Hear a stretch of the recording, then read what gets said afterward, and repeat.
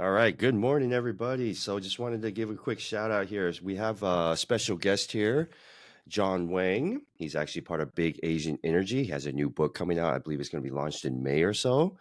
So myself, Bill Wang, Oliver Ike, and John Wang here today as part of the Ikigai Essential Big Asian Energy podcast that we're rolling out. So excited to be here. Thanks for having me. Yeah, thanks for being Anytime. here, John. Let's kick things off and like learn a little bit more about you. So, love to hear a little bit about like your childhood, your upbringing, like obviously like the Cliff Notes version. So we'd love to kind of hear more about where you came from and up until where we are right now. Yeah, absolutely. One of my favorite questions to answer is, what kind of Asian are you?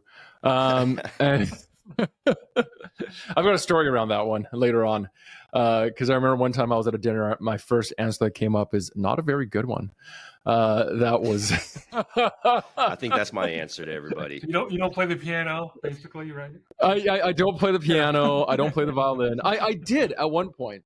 So I was born in Taiwan. My parents are from Taiwan, and they were both, more traditional, I would say traditional Asian parents, big on education, big on focus on, making sure that we're best set for our academic future, which is what brought them to immigrate to Canada and Vancouver, where it is I'm currently living.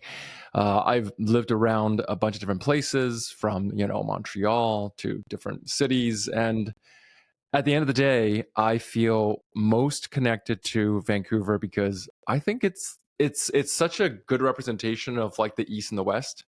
It's like a combination of both worlds, and that's oftentimes how I feel as like a third, what do they call us? Third culture kids. Is we are a blend of both. So that's been my background ever since. Cool. Have you had a conversation with your parents? Like, I'm always interested has specific reasons why people end up in particular places. So have you ever talked to your parents about why Vancouver or why Canada? Yeah. My mom was an author, and she had a radio show and TV show and stuff like that. And she talked about child education, funny enough. And one day, paparazzi started showing up at our school. And my mom was like, nope, that's not the kind of environment I want my kids to grow up in. So she dropped, credit to her, she dropped all of her, her entire career, her entire life, along with my dad, and with my dad. The both of them dropped all that and immigrated to Canada. Originally, we were supposed to live somewhere else in Canada, but my dad stopped over to visit Vancouver because he had a friend here who took him to a Chinese restaurant, the only Chinese restaurant in the area at the time. And he liked the food so much, he decided to stay. That is actually the full extent of his logic. Was like, okay, Canada got Chinese food. I'm done. Wow. That's a good reason. Let's go look for a house. I'm so impressed sometimes by the way they made their decisions back then compared to the way that I make mine now. Like, I need 6 weeks of research before I'll buy a new phone. For sure. And my dad was just like, "Yep, let's move here. This sounds good. Good Chinese food." Yeah, I mean, like we I think we talked about before. So the place where Bill and I grew up, we were probably like we could count like how many Asian people were in the town we grew up in, and so it's always just like really interesting to me like how people end up like Spokane, Washington, of all places in the world. Like, how do you end up there?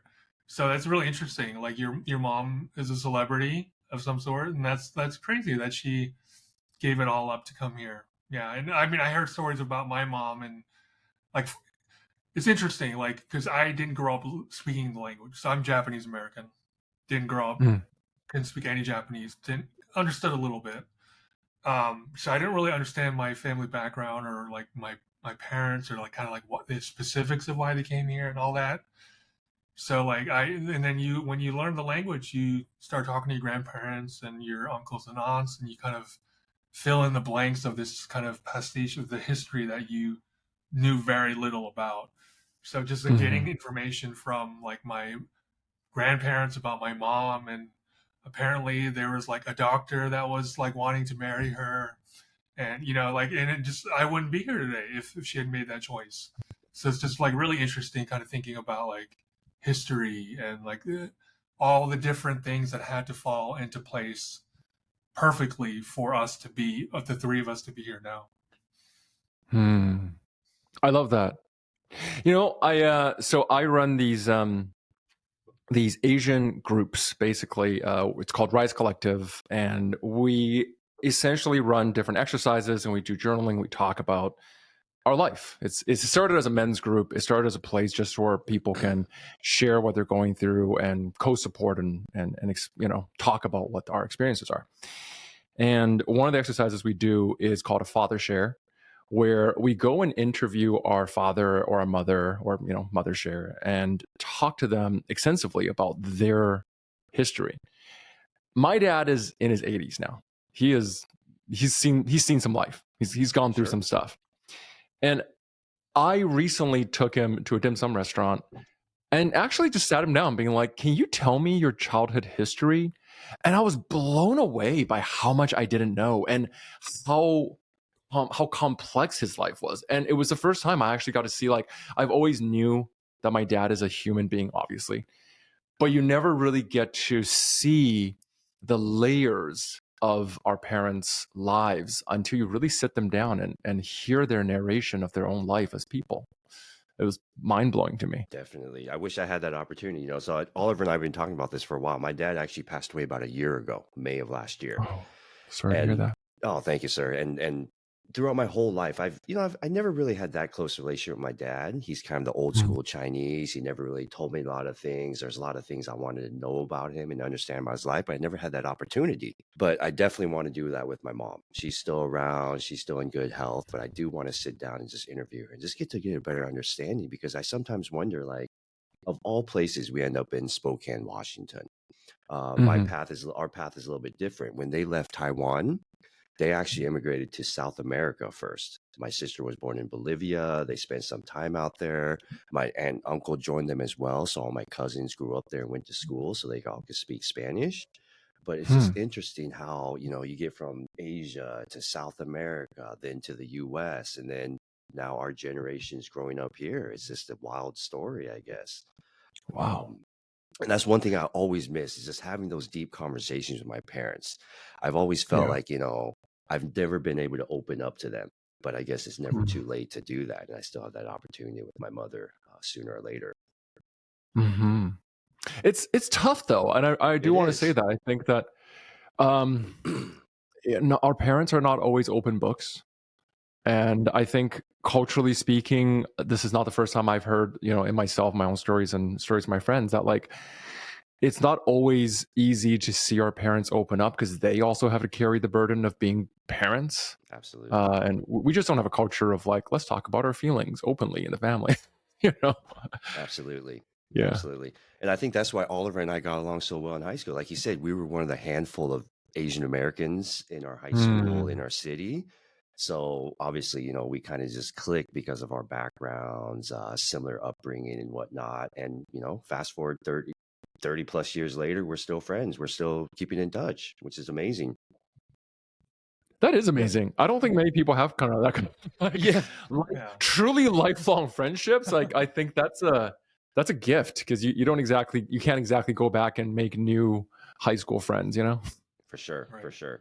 And I think that's kind of helped Oliver and I in our journey as well. A few years ago, we kind of synced up, we rekindled, and we both talked, and we like, we have some mental issues. We have some stuff going on in our lives. We need some help. We need somebody to talk to.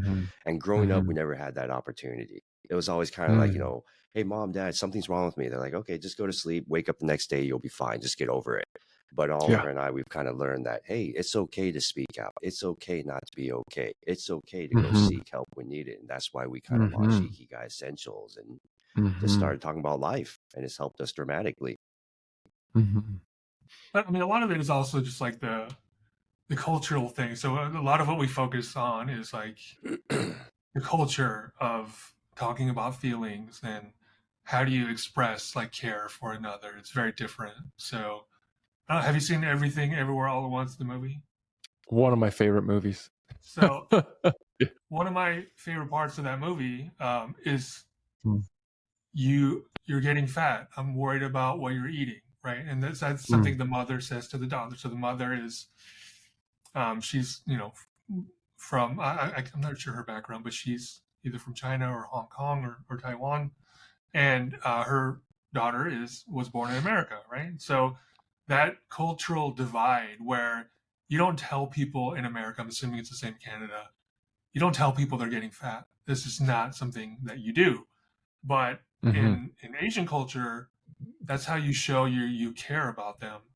And it's so kind of, it's not intuitive at all, right? It's like something, it's very direct, very blunt, it's very un-Asian, right? Saying directly to someone. But that's like a form, like a term of endearment. Like, I care about you, I care about what you're eating, I care about your health. And it's just it's not worded in the right way. So when you're dealing with your parents, and they would say that every time I went to Japan, my grandparents like, you're getting fat, like, what are you eating? And you're just like, whoa, grandpa, like, slow down. Yeah. But that's like them showing you like they care, that they want to make sure that you're healthy and you're well. So there's a lot of like cultural differences too that we're still trying to navigate, and we're going from second to third generation. That's like a whole nother thing, right? So I don't. Do you have children, John? Not yet, but I would love to. Yeah, in the future. I would love to, because I'm really curious to see what kind of parenting I will, what kind of parent I would turn out to be.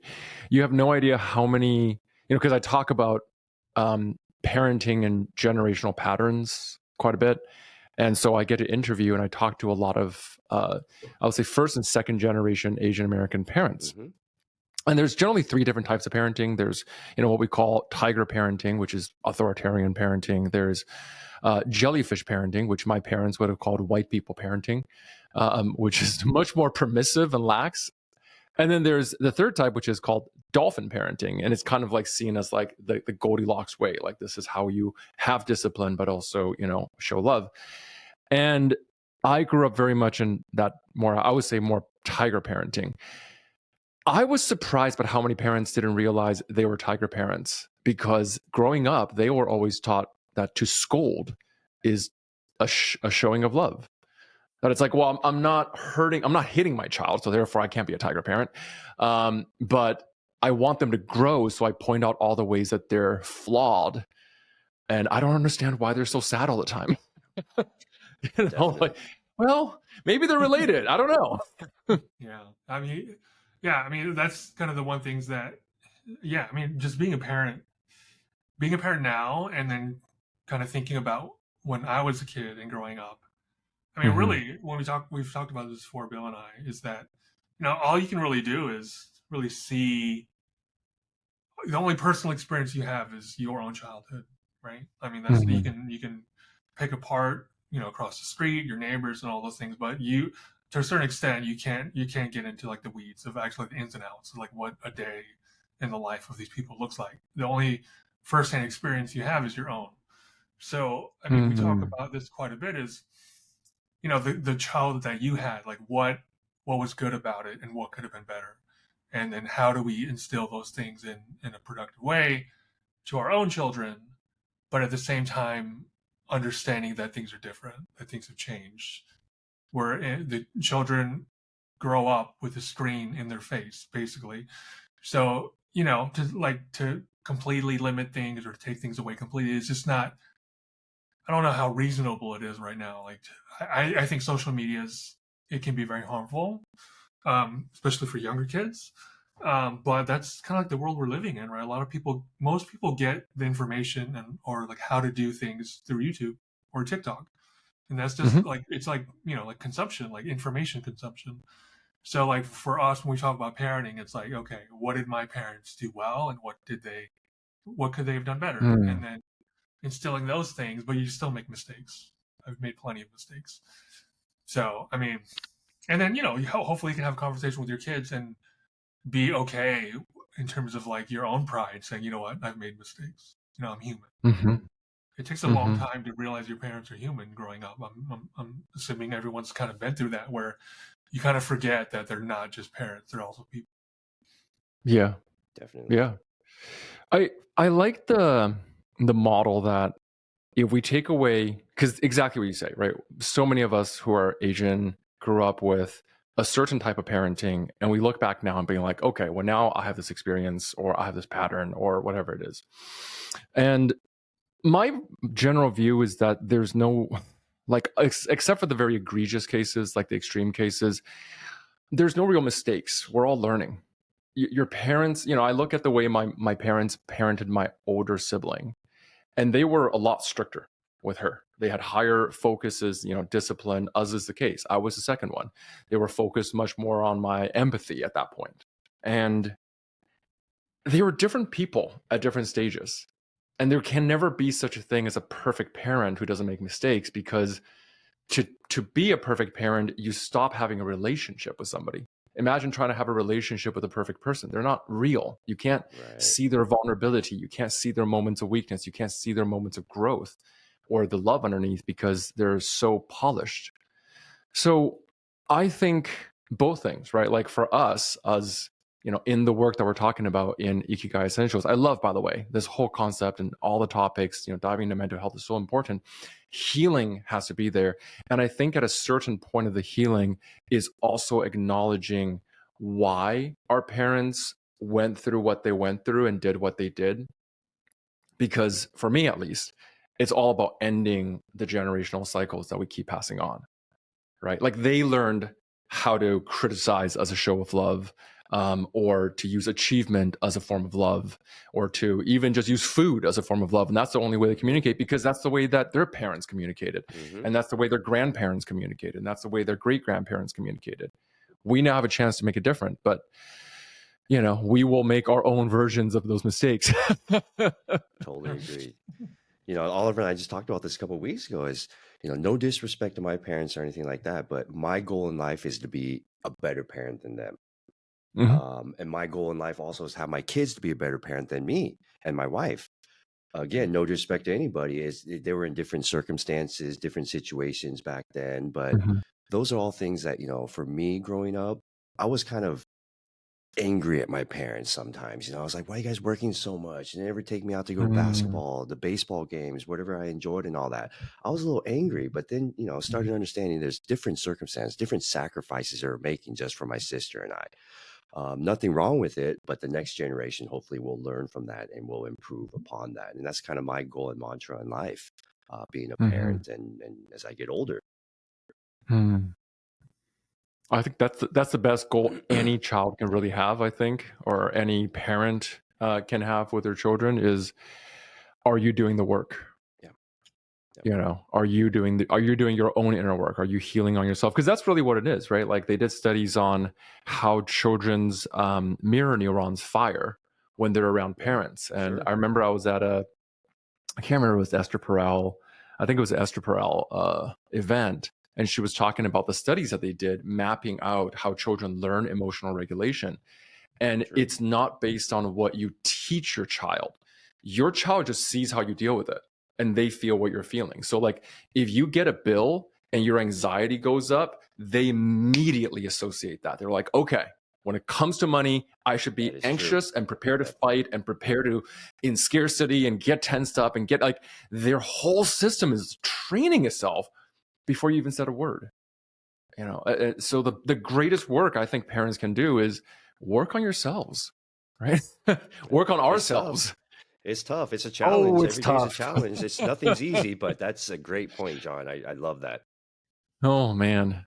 I think being a human, this is something that one of my therapist and a teacher says is the hardest thing to do on the planet is to be a human being.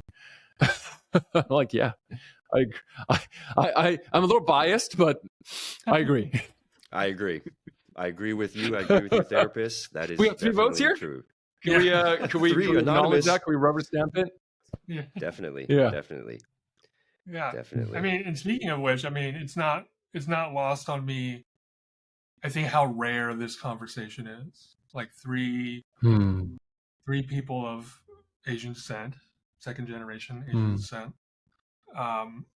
male as well, talking about mental health and anxiety and kind of depression. And I think part of the reason why we're doing this is to help kind of normalize conversations like this. Because we talk about, 100%.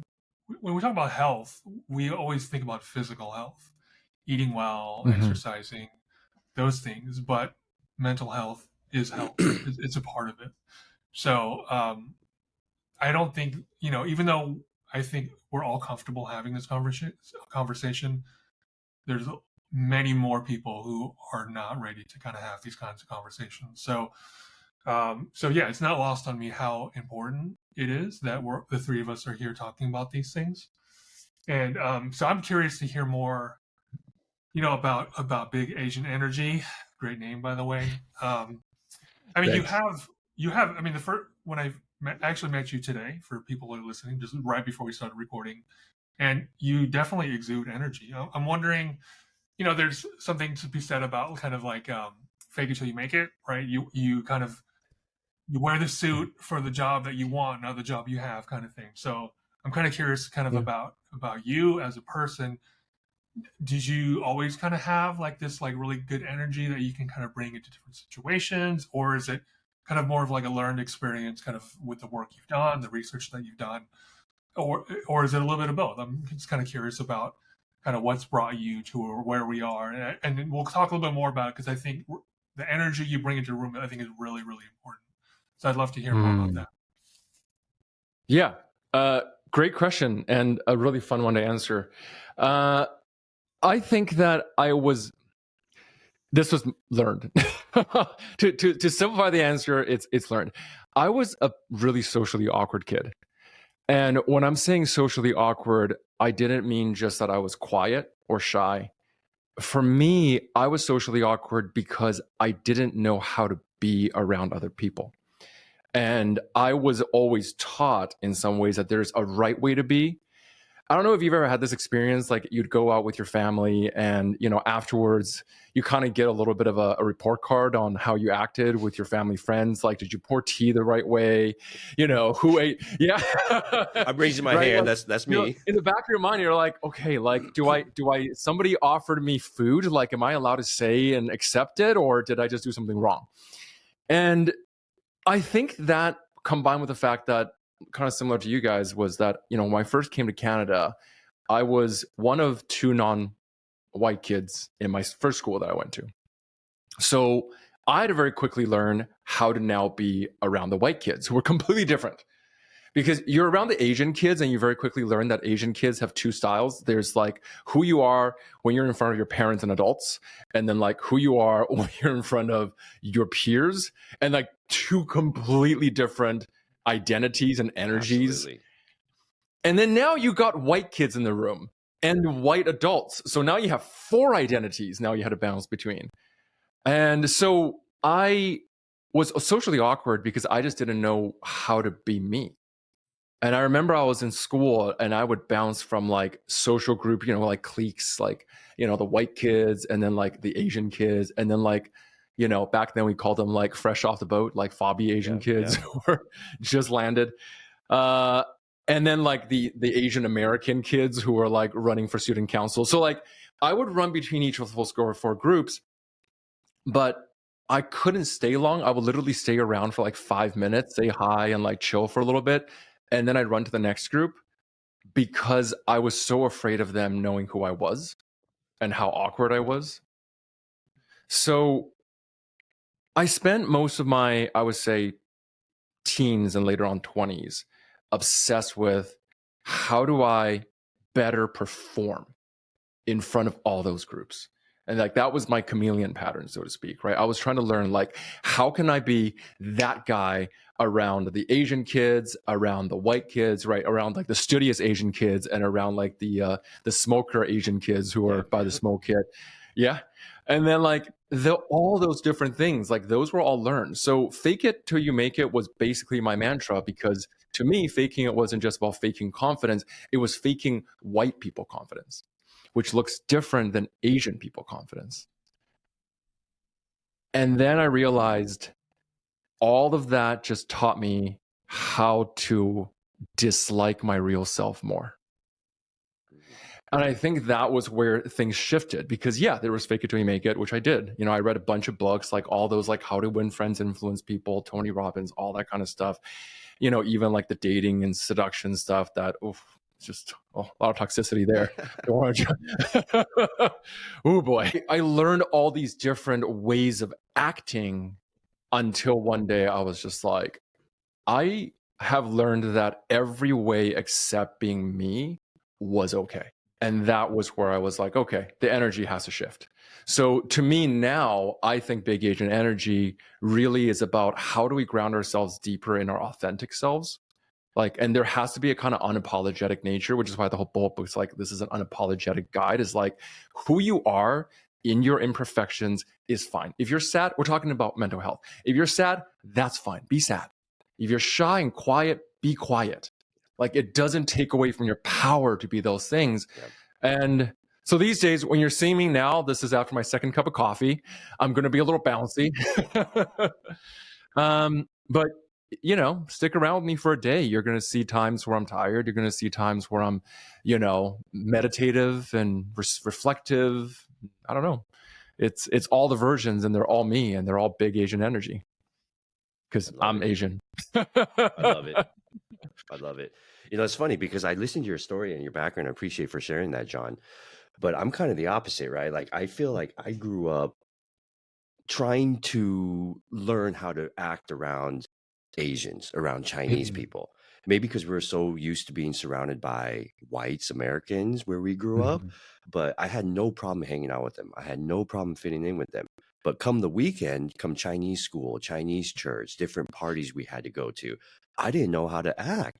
I felt like if I said something wrong, if I didn't sit properly, if I didn't cross my legs or whatever it is at the dinner table, I'd get scolded at the end. I feel like if I took a bite of food when it wasn't time or said something wrong, I'm in trouble at the end of the day, right? So I felt conflicted. It was tough because I felt like there was this huge identity crisis, right? You talk about the 7 principles, the chameleon, and another thing that the category that I really fit into was being the rebel. I kind of rebelled. I kind of was the bad boy. I was the one who, to be honest, at age 16, I went and got a tattoo. I got my ears pierced without my parents knowing. I tried to be an outsider, I guess. I didn't want to be that part of that Asian community, maybe because I just wasn't so used to it.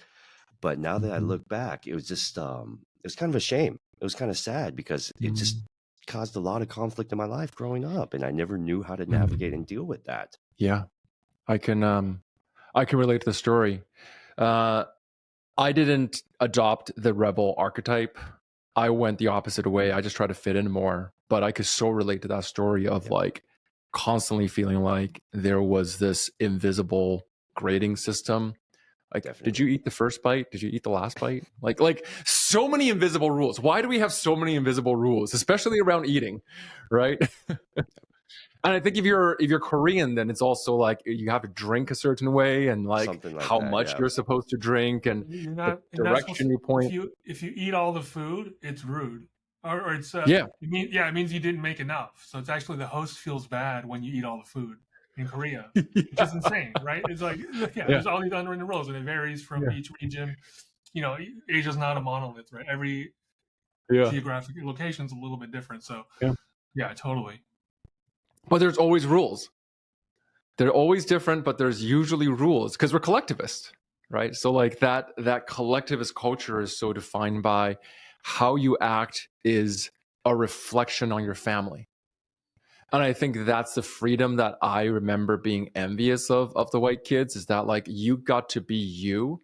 I got to be a reflection of my family. Absolutely. Because if I don't go to that school, if I don't get into that program, if I don't win that award, if I don't, properly pour tea for the right elder and like answer in the right smiley way, then it's not me they're judging. It's my mom and dad, my mom, my dad. It's why weren't you better parents? Absolutely.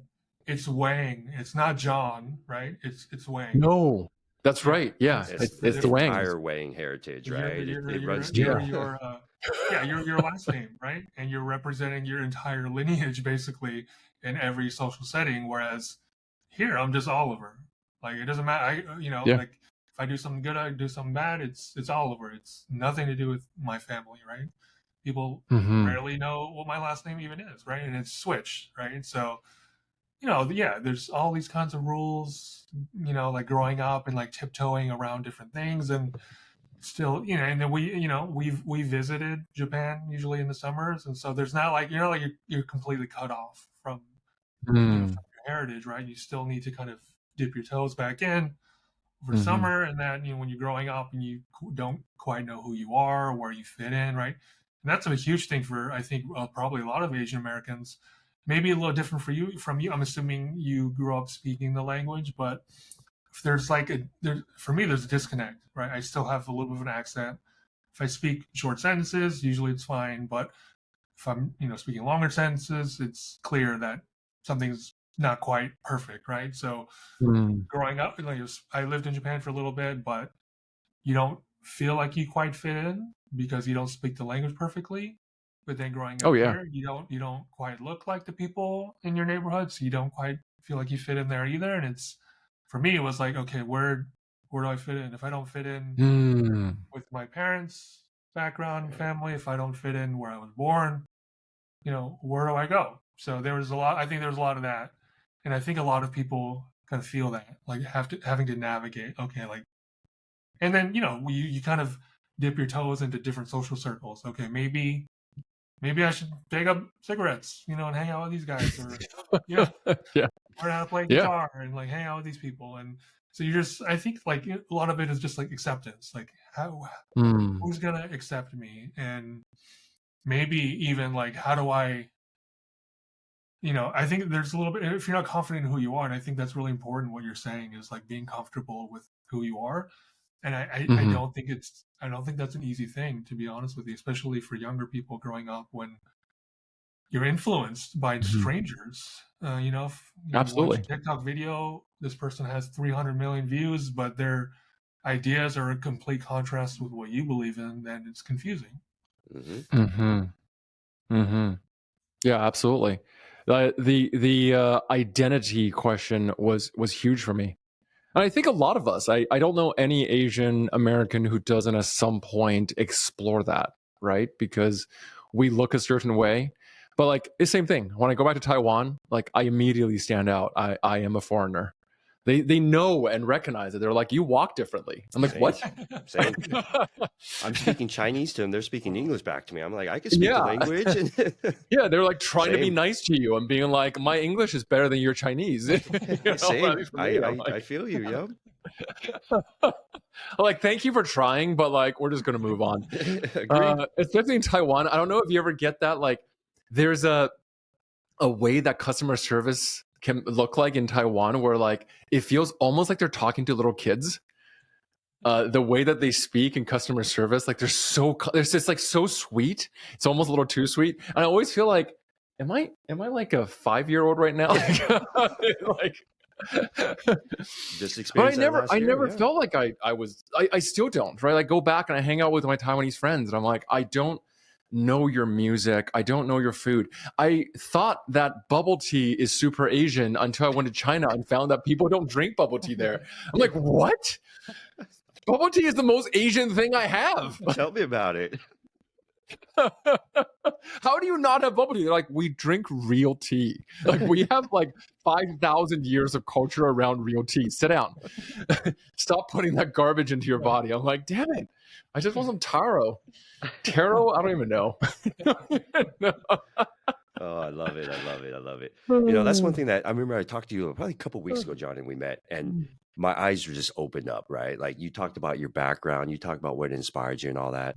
One thing I was curious after that conversation was what inspired you to write this book, right? You mentioned earlier that you were doing tutoring, I think kind of helping individuals get into these colleges, pass the SATs and all that. But that's a big shift, you're moving from A to B and it's night and day. What inspired you, John, if you don't mind? No, not at all. The simple answer of it is that I wanted more Asian people to feel fully confident and embrace who they are. Basically, that's a simple answer. Like my secret reason writing this book, and I actually just had a rediscovery because I'm recording the audiobook right now. My publishers are like asking me to record an audio version, and it's a strange experience to record an audiobook version because one, I just found out how many words I don't know how to properly pronounce, or I pronounce with an accent. Like taro and taro. Like taro and taro. Like that will be me like 10 minutes trying to look up the right way to pronounce it. Or like as versus us. I didn't realize there was a difference. Or like I do apparently have an accent. I drop my T's and I mix this T's with R's. Anyway. But also it's something really interesting is as I'm reading through my book, I realized, yeah, I remember now. This was why this matters so much to me. I had a lot of students who were going off into these, great schools and great jobs, and they come back. And they often felt like they were stuck in their careers or their lives or their relationships. And we've had that relationship for a long time. Like I've literally known some of these kids for like more than a decade, like since they were grade 7, right? So I would answer whatever it is that I knew and that I had experienced. And I realized how often they were coming up the same way. Like we were all, in some ways, I felt like holding ourselves back due to these same patterns, right? So like overachiever patterns of like, okay, I have to keep doing more and self-sacrificing.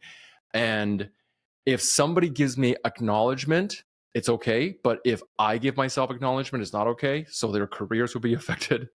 There are so many fixers that I constantly see, which is like, I can't tell you how many Asian people I've met who are constantly just supporting everyone else around them because we have that self-sacrifice.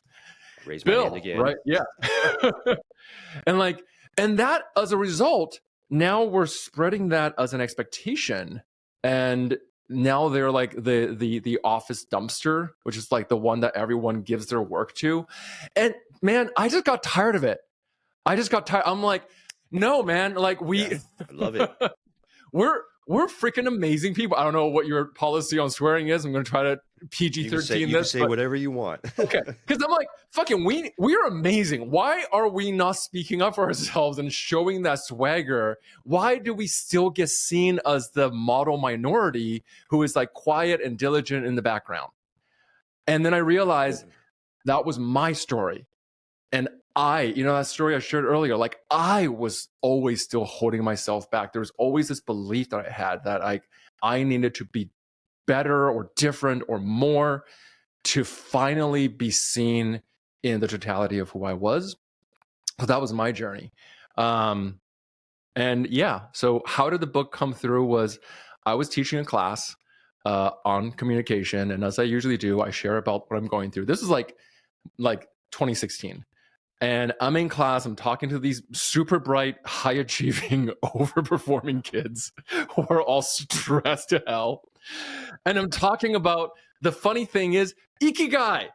And I'm talking about don't do what I did, embrace who you are, do that, don't be locked into this identity you think people have to be.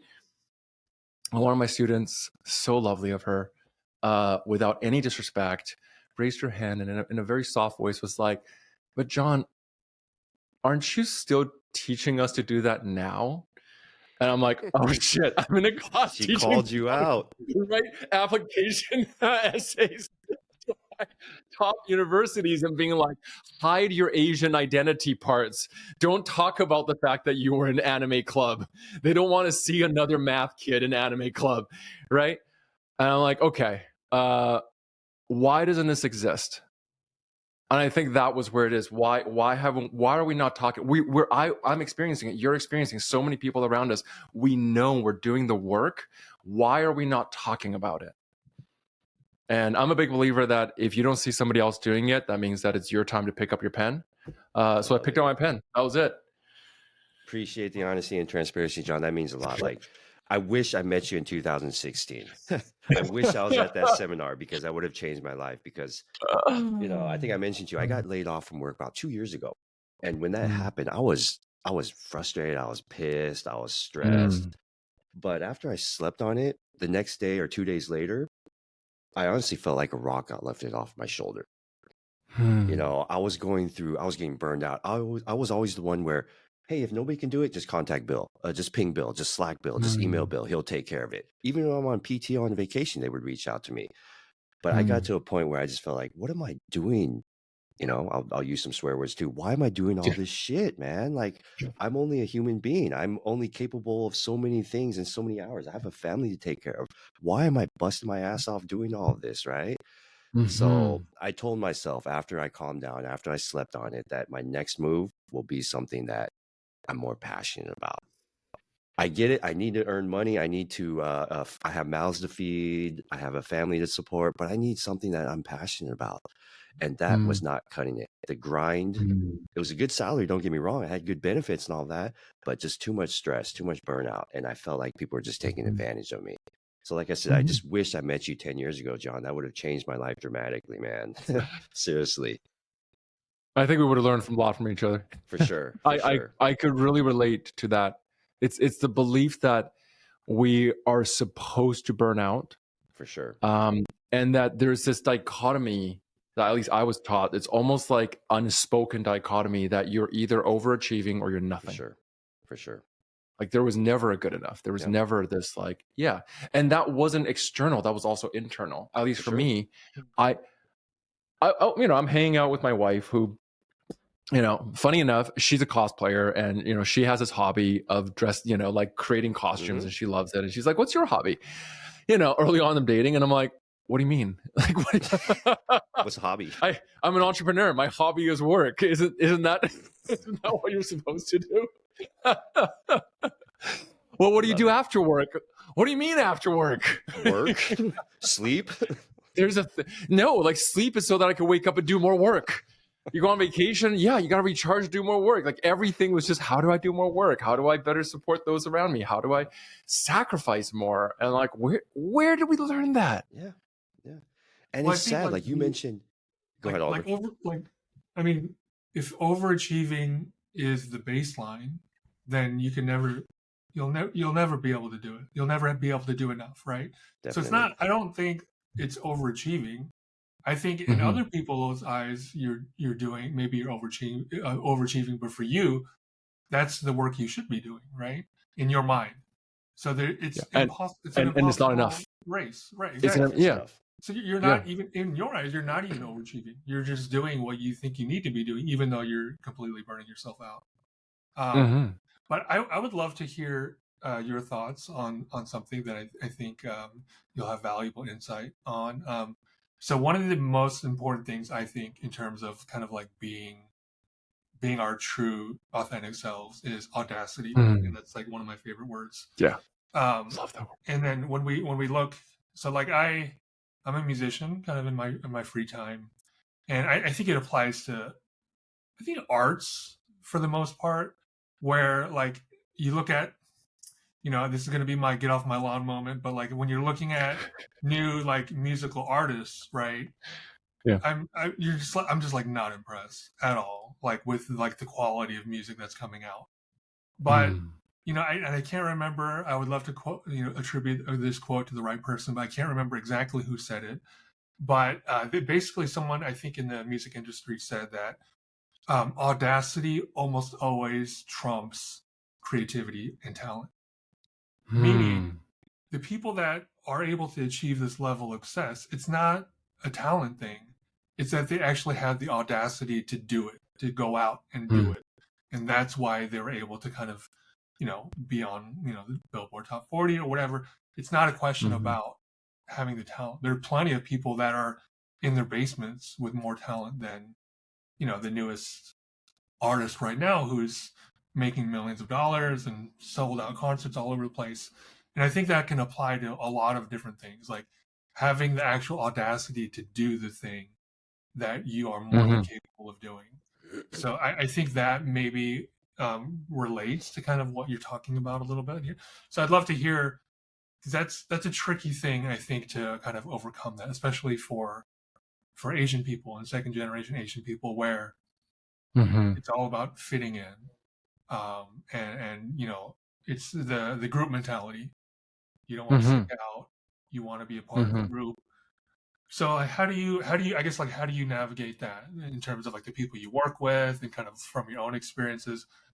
how do you make that leap for a lot of people that know that they can do it, but maybe they don't have the courage, or there's question marks in their head? Like, I'd love to hear kind of your thoughts on that. Yeah, absolutely.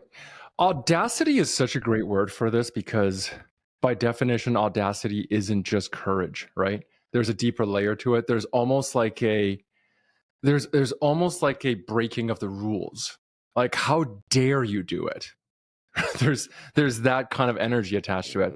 And I think that a big part of that is the psychological safety that we may not have felt for many of us who grew up in a, either from code switching or because your family had, achievement-based love as a focus. So the idea of audacity really speaks to me because a lot of times growing up, I kept waiting for permission. Like, a big thing is I kept waiting for permission. I feel like, okay, like even writing this book, I had, at the point, I was working with two different psych researchers who were on my team because I wanted to make sure that it had the right research. And I was bringing in CEOs and executives and interviewing them. And I was doing all this research, putting it together. And at a certain point, I realized, why am I working so hard to validate this? Is because I didn't believe I had the permission to write this book. And it didn't make any sense. When you think about it, like, what do you mean? Like, you got a book deal. By definition, that's somebody giving you permission. But even then, it's like, well, who am I to write this book? Am I Asian enough to write this book? For sure. It's like, who am I? Am I supposed to be a doctor? Am I supposed to have a PhD? And of course, none of those things really make any sense. It's a book about the experience that I went through. Of course, I can only be an expert at being me. And the experiences of the people that I wrote about or the studies that I went in. So it's all there, but there was still that story in the back of my head. I think the real answer is challenging the feeling of unsafety. And that was what came up when we were developing this whole system, essentially, this framework. I remember talking to a psychologist and we were sitting down. I mapped out, like, what are these patterns and what do they mean and where do they come from? It's called maladaptive patterns, basically, like perfectionism. And that feeling of audacity is at the core because essentially you have to challenge a secret and unspoken belief, like a secret rule. And for me, that secret rule would have been, I am allowed to write a book called Big Asian Energy if I have blank, a PhD, somebody who's an expert tapping me on the shoulder. I need to have taught at NYU for a couple of years, and whatever that idea may be. There's no right answer, because for the person who's at NYU teaching, they may be like, well, I don't have a double PhD in Beijing. And the person in Beijing is going, well, I don't know much enough about the South Asians, so I can't talk about it. Like, there's so much of this that at the core of it is just like, well, is this work going to help? Like, is the value of what you're trying to create, talking about Ikigai, is this going to help? Then great, then you shouldn't have the right to not write it, right? It's almost like your responsibility, right? Like for you guys, like it's your responsibility now that you've gone through the journey to share that journey. So to answer the second question that you had, which is how do you get over it? I think the answer is through small bits of incremental testing of that rule.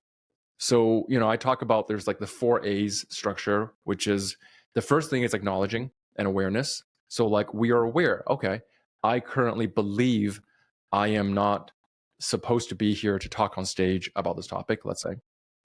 The second thing is acknowledging. It's like looking at the story of like, okay, I have this belief, I have the fear. And then we go into either action to say, well, screw it, I'm just going to do it anyway. Right. Unless somebody stops me, or I could think of a reason why this is harmful to somebody else, I'm going to do it anyway until my system learns, oh, it's actually safe. And that it's actually safe can be as small as it's actually safe for me to say no to somebody who makes a request of me to do some work and I feel like I should do it, all the way to it's actually safe for me to tackle that new project, write that song, pursue that PhD, write that book, whatever that dream might be. The audacity comes from doing it even though nobody said you can. So I think your question is answered by your own word. It is audacity. Yeah, I mean, also maybe preparation.